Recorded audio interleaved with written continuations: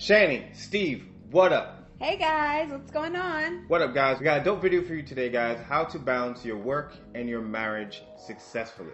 Make sure you like, comment, subscribe to our channel before you keep on watching because, you know, we don't have all the answers. No. We're just giving you our tips on how we balance work and marriage. And hopefully you'll learn from it. Number 1, know your priorities. I think it's important that you individually know what you prioritize and what you value in your life. This way you can properly balance your work and marriage. If you know what you value for yourself and your partner knows what they value for themselves, then you can actually come together and communicate that so that adjustments can be made as well. Number 2, keep things fresh. As far as keeping things fresh on both ends, so your work life and your marriage.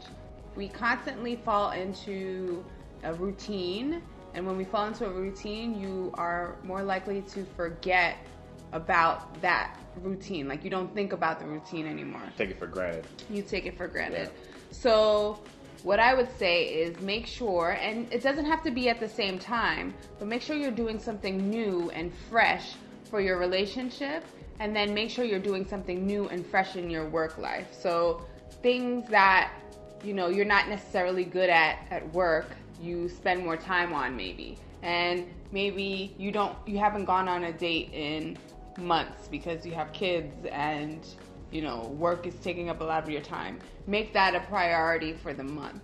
Or make that it's supposed to be a priority always, but make that a priority for the month so that you keep things fresh and new and life is not boring and mundane. I think if you have a repetitious job, I know a lot of people, they go to a job and it's the same exact thing every single day. Try to find new ways to make that fresh and interesting. Number 3, check-in time. Check-in time, check-in time, check-in time, check-in time. Don't need a reason, don't need a rhyme. Check-in time, check-in time.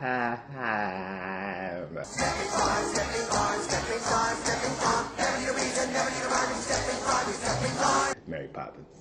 So check-in time. Check-in time is something we do, or we like to say that we do. We don't do it enough. We should probably do it more. We should probably do it more. But check-in time is basically, overall check-in time is once a month, or you pick a time that's best for you, but we suggest once a month, you come together and you just communicate your feelings about certain things. So for this check-in time, when it comes to balance, what do you suggest we do, Baby Cakes? So I suggest that we ask ourselves 2 questions. What you appreciated about the other person's individual goal. Right. And you communicate to that person. And then you communicate it to that person. What this does is it creates a bond between you and your significant other. They may have things that they are doing alone and, you know, doesn't really require your help or require you to be involved.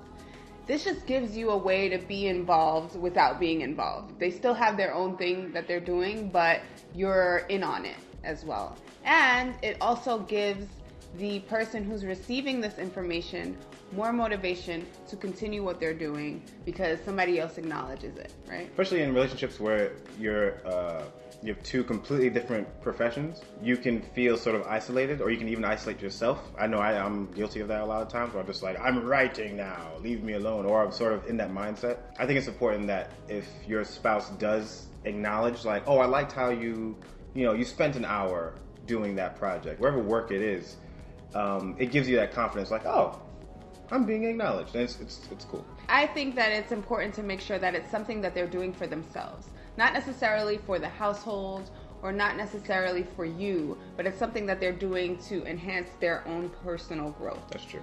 Yeah. And the second question that you want to ask is a relationship-based question. So what did you like about the new and fresh thing that you did this month? One thing that does is it reiterates the importance of the new fresh thing that you did for the month. And if you didn't have something new and fresh, then you know that things are maybe getting a little stale and mundane in your relationship, and it helps you to move forward. And don't kill yourself if you go 1 month or even 2 months without doing anything new. Yeah. Don't kill yourself with that. But if it goes like, 6-7 months, it's kind of like, or even a year, it's kind of like, all right, we got so what that does every month is essentially it gives you a guide. You know how some people say, like, oh, I don't know when it happened, when things became so boring. If you ask that question every month, and for 12 months straight, there's nothing new in your relationship, you know that something needs to change. And then that it just happened overnight is not a thing. That's not a thing. That's Right. totally made up. Yeah.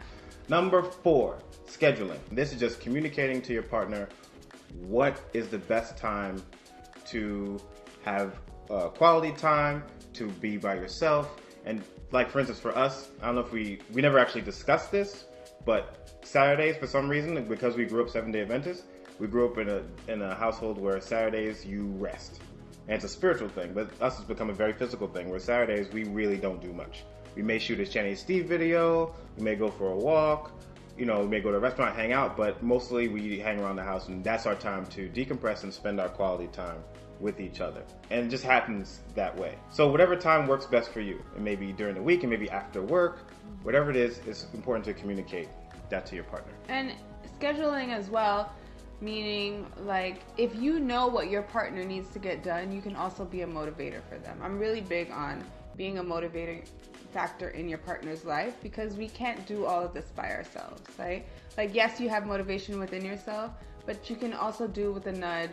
You can also do with a nice little comment to help you move forward in your life. We're all trying to grow, we're all trying to learn, and we're all trying to move forward in a positive way. Work, marriage, balance. It's important because a lot of marriages are falling apart. Balance is not something that happens every month, but it's always important to come back to that generalized way of thinking. Cool. You didn't even hear what I said. I did. That last part, you weren't even listening. I was. You weren't listening. I was listening. Whenever he says "cool," that means he wasn't listening to what I said. No, I'm before. trying to get go. All right, cool guys. Thank you for watching. We don't have all the answers, but we're just telling you what we know and what made us right in our marriage. Right? Yeah. That's what we're doing. Like, comment, share, subscribe. Shanny, Steve, we out! Later, guys.